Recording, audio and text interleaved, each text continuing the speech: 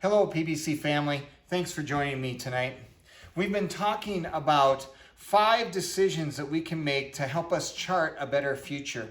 And one of the things that can happen is we can go through life and we may not like the direction that things are going, and we may want to actually go in a different direction.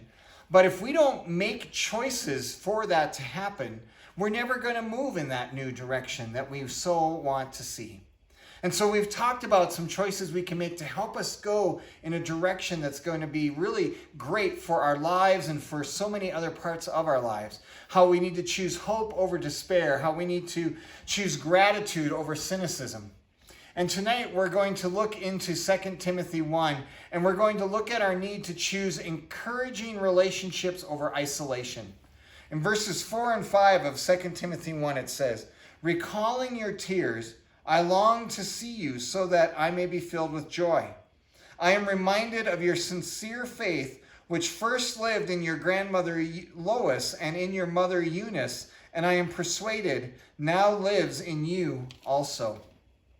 As Paul writes to Timothy, Timothy is struggling. He's got opposition at church. He's got health issues. He's got fearfulness and timidity that he's dealing with.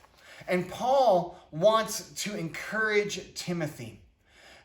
He wants to encourage Timothy to do what he needs to do in order to lead the church that he is pastoring in Ephesus.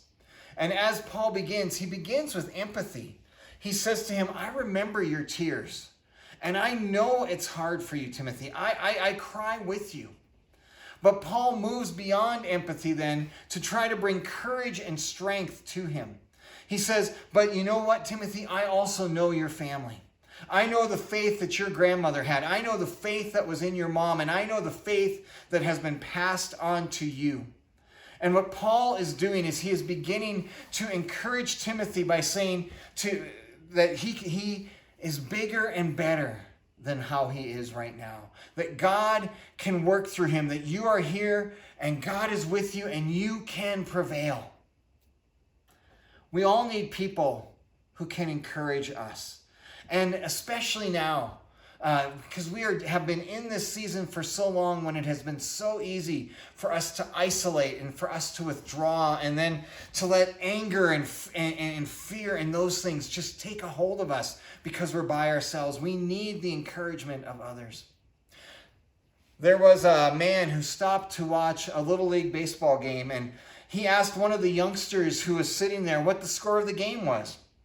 And the little boy said, "Well, we're losing 18-0.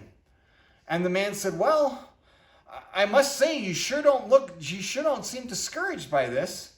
"Discouraged?" the little boy asked in a puzzled way. "Why should we be discouraged? We haven't even come up to bat yet." All of us need people like that little boy in our life. We need to be that kind of person for others.